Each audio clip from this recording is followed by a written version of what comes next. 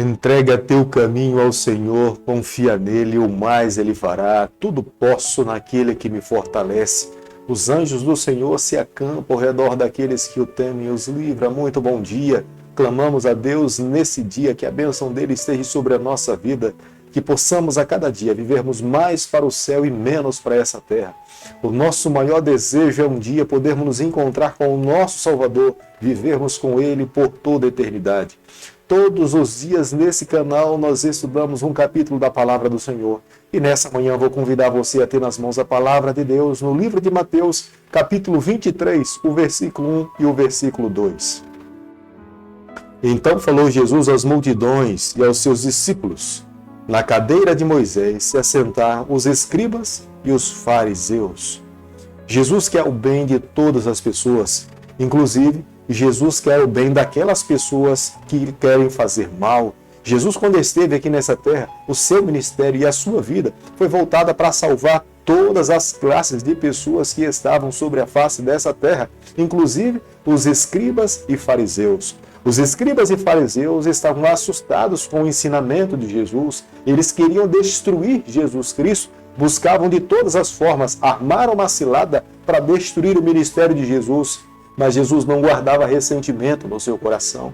Em todo e qualquer momento, as palavras de Jesus, as ações de Jesus, as parábolas ensinadas por ele, tinha como objetivo de salvar a todos, inclusive os escribas e os fariseus. Possivelmente o que nós lemos no versículo 1 do capítulo que nós estamos analisando nessa manhã, foram declarações de Jesus no final de um dia de uma terça-feira. Seria a última terça-feira que Jesus ensinou no templo. Jesus utilizava todos os momentos com o objetivo de ganhar o coração e mostrar o caminho pelo qual aquela geração e os escribas e fariseus deveriam tomar na vida. O objetivo de Jesus era libertar aqueles homens das tradições que os prendiam. Eles deveriam abrir o seu coração para entender o Evangelho Santo do Senhor. Quando Jesus fala que eles se assentaram na cadeira de Moisés, literalmente os arqueólogos descobriram que dentro do templo haviam cadeiras onde os intérpretes da lei se assentavam para falar para as pessoas o que é que a palavra de Deus estava dizendo. A vida daqueles homens se acomodaram diante de Deus e da sociedade, que eles falavam e pregavam, dizendo que haviam muitas tradições que deveriam ser seguidas.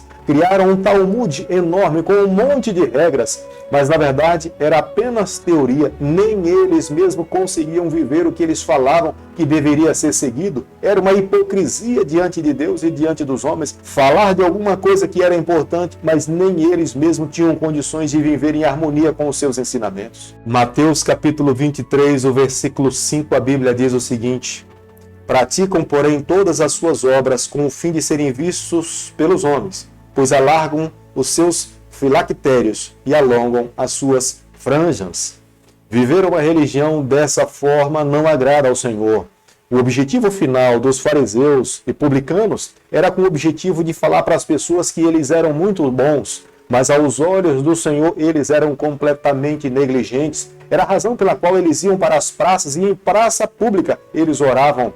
Mas no fundo, faziam isso apenas para que as pessoas vissem que eles eram bons em orar, mas o seu coração estava cheio de ressentimento, cheio de amargura, cheio de dor. A prova é tão evidente que eles guardavam ressentimento contra o próprio Filho do Senhor. Como nós podemos observar no versículo 5 que nós acabamos de mencionar, filactérios eram objetos que os judeus usavam tanto na testa quanto próximo ao coração ou no braço esquerdo. Eram rolos com citações da palavra de Deus, da Bíblia, e eles colocavam ali com o objetivo de dizer que eram mais santos e acreditavam que ter essa parte da Bíblia escrita em couro, tanto na testa quanto próximo ao coração ou no seu braço, seria um amuleto que iria proteger a ele de todos os males. As franjas que nós encontramos aqui, que são mencionadas no versículo 5, era um tipo de vestimenta que demonstrava para a sociedade que eles eram mais santos, eles eram mais puros. Era a razão pela qual eles usavam aquele tipo de vestimento.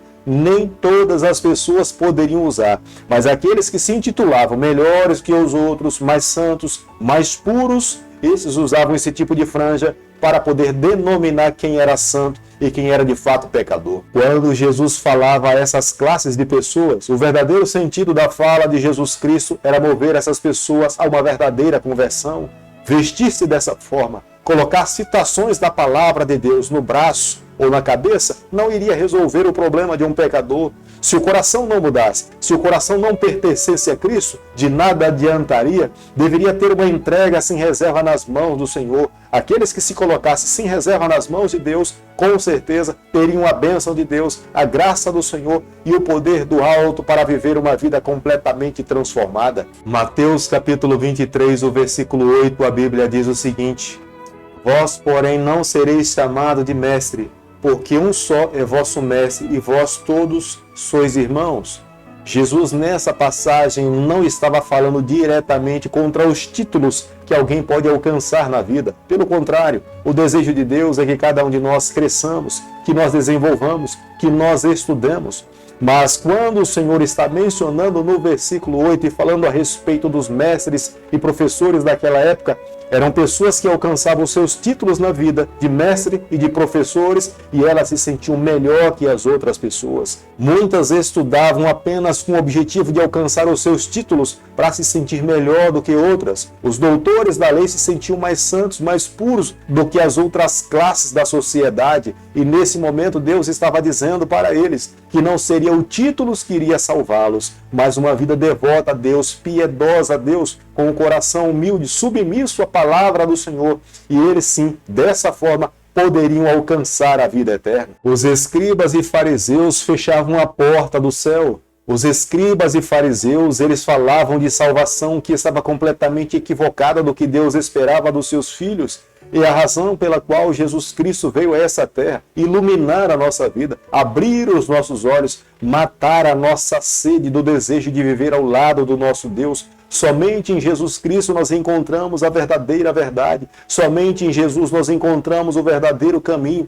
É por isso que todos os dias da nossa vida nós precisamos viver exclusivamente para o Senhor. E foi isso que o Senhor veio nos ensinar. Quando Ele colocou os seus pés nessa terra, claramente Jesus mostrou para todos os seres humanos a única forma de alguém encontrar a salvação é através dos ensinamentos de Jesus. Uma pessoa que aceitava o judaísmo naquela época, ela não era ensinada a amar ao Senhor, ela era ensinada a amar as leis. Ela deveria aprender todos os ensinamentos daquele período. Se elas não aprendessem e não colocassem em prática na sua vida, elas jamais poderiam ser consideradas como um judeus ou um filho de Abraão. Mas quando Jesus colocou os seus pés nessa terra, Jesus contradiz completamente os ensinamentos daquela época. Jesus não menosprezou a lei de Deus, mas Jesus falou que antes de seguir as leis, eles deveriam amar primeiramente ao Senhor, entregar o seu coração ao Senhor, viver uma vida piedosa diante de Deus e depois, naturalmente, as leis de Deus, os ensinamentos aconteceriam de forma natural na vida de um ser humano. É por isso que Jesus, no versículo 27 desse mesmo capítulo, chama os escribas e fariseus de sepulcro caiados, porque é bonito por fora, mas por dentro estava cheio de podridão. Viver uma religião acreditando que é pelas obras que irá alcançar a salvação é viver uma religião de sepulcro caiado. Ir à igreja sem resolver os problemas com o seu irmão é um sepulcro caiado. Está bonito por fora, mas por dentro há muita amargura, há muita dor e há muita coisa que precisa encontrar a cura no Senhor.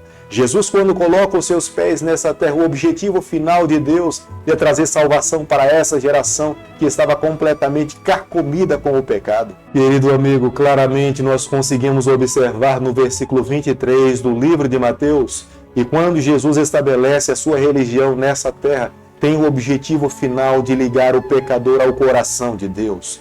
Jesus não aboliu a lei, Jesus não negou a fala dos profetas. Pelo contrário, ele claramente fala que a lei de Deus é importante e que os profetas prepararam o seu caminho para que na plenitude do tempo ele colocasse os seus pés nessa terra e fosse aceito por aquela geração. Mas Jesus esperava que toda aquela geração amasse ao Senhor, entregasse a sua vida exclusivamente a Deus, renunciasse a sua vida de pecado e vivesse exclusivamente para o Senhor. A religião deveria brotar num coração de um relacionamento íntimo com Deus, não com as leis, não com aqueles ensinamentos. Os ensinamentos e as leis deveriam ser resultado desse relacionamento pessoal com Deus. Se vivessem dessa forma, eles estariam vivendo o ideal de Deus para as suas vidas e a bênção do Eterno estaria sobre a vida daquela geração. Querido amigo, eu tenho plena certeza que hoje as palavras de Jesus devem mover a nossa vida. Nós precisamos a cada instante avaliar a nossa caminhada à luz da palavra de Deus e à luz dos ensinamentos de Jesus. O nosso coração está completamente voltado para o Senhor. As nossas motivações são resultado de uma vida pessoal com Deus. Será se nós fazemos algo para o Senhor que é resultado de alguma outra motivação, não de amar a Deus? Porque se for, nós precisamos hoje nos voltarmos para o Senhor, entregarmos a nossa vida, confessarmos o nosso pecado e pedirmos forças ao Senhor para vivermos uma vida mais íntima ao nosso Pai.